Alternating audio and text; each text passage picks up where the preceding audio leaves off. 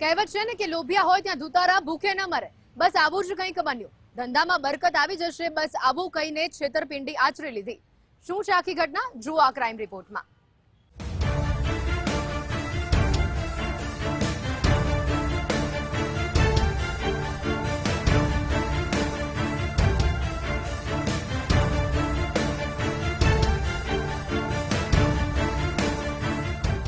સોનાના દાગીના ધોઈ આપવાને નામે થતી ઠગાઈ દાયકાઓ જૂની હોવા છતાં હજી લોકો ભોગ બને છે।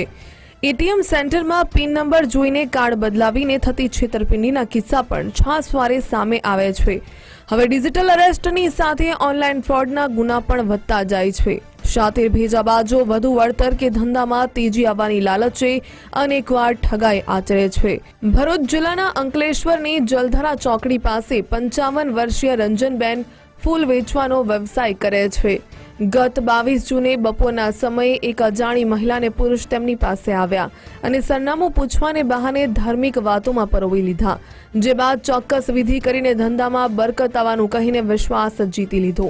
આ સમયે કોઈ તરકીબ અજમાવીને ઠગ ટોળકીએ રંજનબેનને પહેરેલી સોનાની 2 બુટ્ટીઓ ઉતરાવી લીધી। સોનાના દાગીના હાથમાં આવ્યા બાદ ગણતરીની મિનિટોમાં જ ઠગ ટોળકી રફુચક્કર થઈ ગઈ। ભોગ બનનાર મહિલાને થોડા સમય બાદ જાણ થતાં અંકલેશ્વર જીઆઈડીસી પોલીસ સ્ટેશને છેતરપિંડી થયાની ફરિયાદ નોંધાવી। આ ગુનાની ગંભીરતાને સમજીને અંકલેશ્વર પોલીસે વિવિધ ટીમ બનાવીને આસપાસમાં લાગેલા સીસીટીવી ફૂટેજ અને ટેકનિકલ સર્વેલન્સના આધારે 2 ભેજાબાજ આરોપીને ગણતરીના સમયમાં ઝડપી પાડ્યા। અંકલેશ્વર પોલીસે વસીમ ગુલામ શાહ શેખ અને સલમા ઉર્ફે ઇકબાલ કમરુદ્દીન શેખને પકડી પાડ્યા।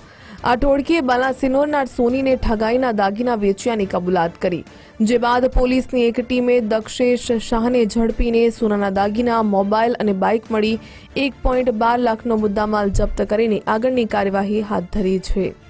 વસીમ ગુલામ શાહ શેખ તથા સલમા ઇકબાલ કમરુદ્દીન શેખ તેઓ જે છે એ પતિ પત્ની હોવાનું દેખાડો કરતા હતા।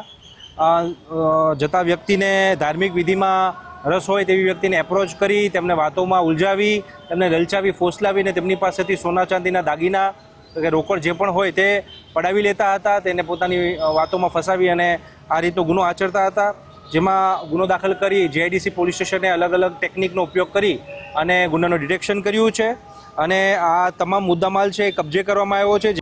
આ ઠગ ટોળકી મૂળ મહારાષ્ટ્રના માલેગાંવની વતની છે। અંકલેશ્વર જીઆઈડીસી પોલીસે ઝડપેલા વસીમ ગુલામ શાહ શેખની સામે ભરૂચ, દાહોદ અને અંકલેશ્વર ગ્રામ્ય પોલીસ સ્ટેશનમાં છેતરપિંડી તેમજ પ્રોહિબિશનના 3 ગુના નોંધાઈ ચૂક્યા છે, જ્યારે સલમા શેખની સામે ભરૂચ, ગાંધીનગર, અમદાવાદ, રાજકોટ, પોરબંદર, અમરેલી, દાહોદમાં ચોરી અને છેતરપિંડીના 9 ગુના પોલીસ ચોપડે નોંધાયેલા છે।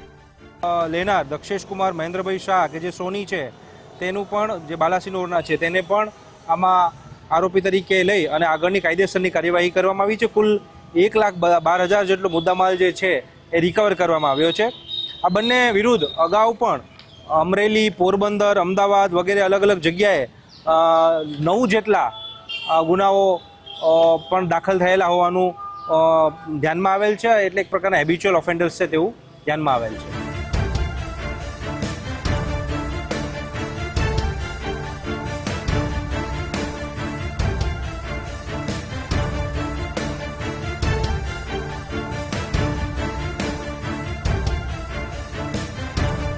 ધાર્મિક વિધિના બહાને વિશ્વાસમાં લઈ પછી વશમાં કરીને છેતરપિંડી આચરતી ટોળકીના અન્ય કોઈ સાગરીતો હજી ફરાર હોવાની આશંકા છે।